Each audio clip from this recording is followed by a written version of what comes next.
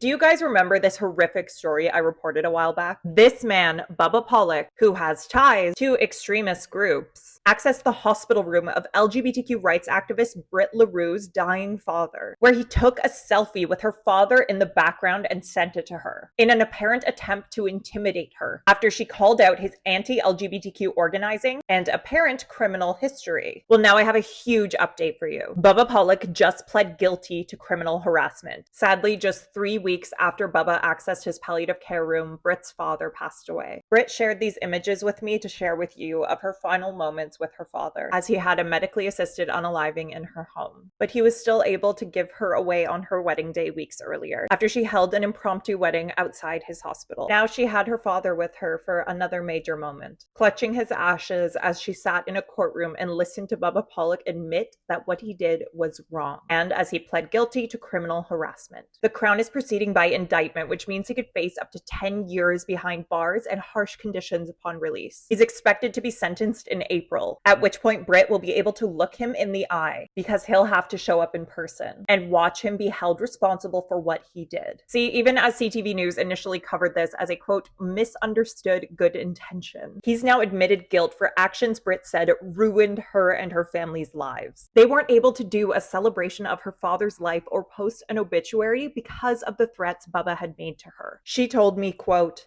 "What he did to my family destroyed me to my core, but after hearing him say the words guilty, it made me realize once again he chose the best people to do this to." Quote, "I gave him my strength for too many months, no more. He is still the minority, and he will never stop the good that has come from his deplorable and disgusting deeds. He made me realize how strong I was, how strong I have been." Britt also said this, quote, "I am not afraid of him anymore." And she's right, because in the end, love and acceptance won. Britt said this incident actually led to her community's Pride Fest holding its first drag queen story time. So as Bubba faces time behind bars for his hate and intimidation, the local LGBTQ community is more full of love and support than ever. And a lot of that is thanks to Britt. What do you think of all this?